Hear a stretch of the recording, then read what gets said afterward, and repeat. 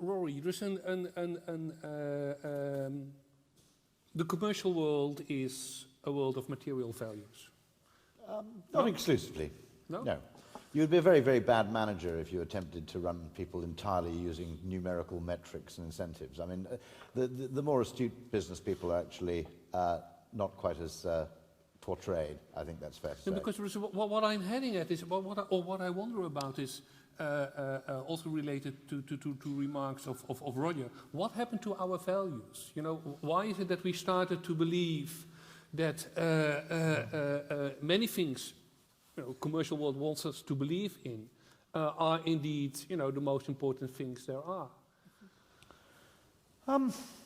You can answer that in numerous different ways. I mean, first of all, what is innate in human beings, and to some degree, like it or not, some degree of status seeking in some form seems to be innate for the simple reason that status is a scarce good, by definition, in fact. You can't have a world in which everybody enjoys high status across the board, nor necessarily would you want to live in such a place. What you're suggesting here, I suppose, is that, you know, people are being manipulated and as a result feel a sense of disquiet. I think, first of all, we're always looking at external agency as the reason for people being unhappy. First of all, people are innately a little bit unhappy, or indeed dissatisfied, might be a better word. And it's rather good that they are, to be frank.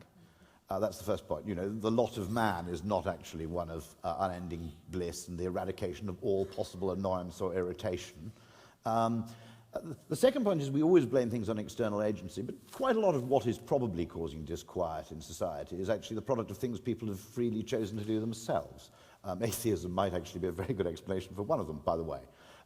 Urbanization, you know, patently, you know, a society which was mostly rural and lived in communities of 150 to 300 will suffer a certain amount of dislocation, being rapidly exposed to huge numbers of other people with no sense of identity or indeed, you know, not even paternity. And there's actually a great correlation between that. Why did Neiman Marcus, the luxury goods store, start in Dallas and Houston, not in Boston?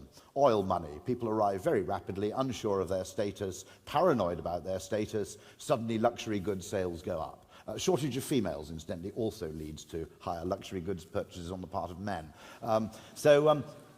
But putting large numbers of people, particularly also the extent to which classes of people now cluster together so closely, so you're in very, very close competition.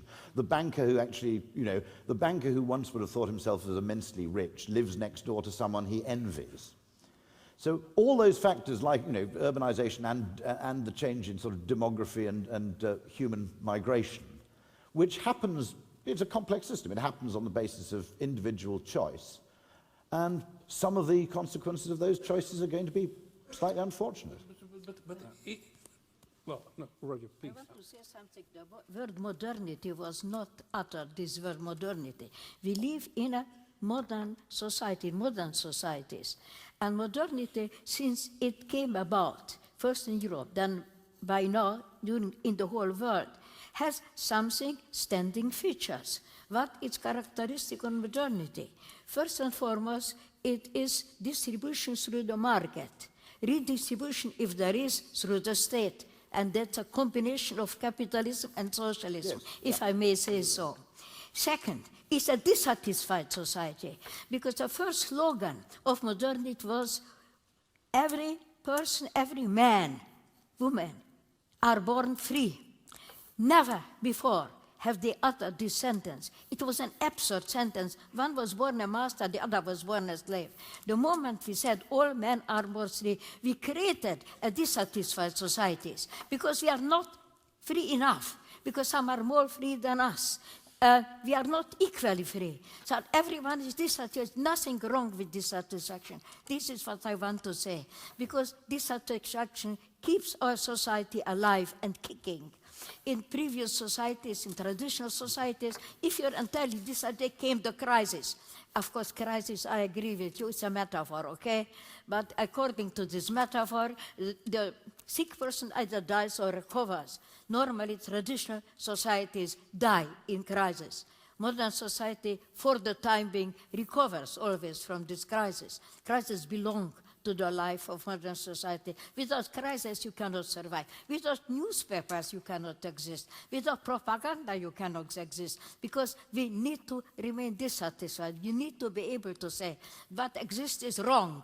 Something else would be good. What exists is ugly. Something else would be beautiful. What exists, that's the most important, is unjust. Something else would be just. We live from this. Sometimes we are right, sometimes we are wrong. When we make the propositions about this something else.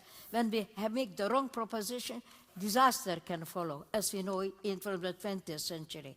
But it's our responsibility, not... Yeah. Yes, well, Agnes Heller has just given a wonderful demonstration of what it is to be alive and kicking. I felt the table vibrating under the effect of it. But I actually wanted to say something else in response to what Rory said, which I think is very important. He referred to the transfer of populations from small villages to great megalopolis, and how this causes enormous disruption and produces in itself a search for status of a new kind. But I think I would just like to reflect on the fact that the great cities that have grown in the modern world have also brought along with themselves an art and a literature of loneliness. You know, a loneliness of a new kind, which you find already in Balzac, but also in Flaubert, and of course, paradigmatically in people like Kafka and so on, in the Central European tradition.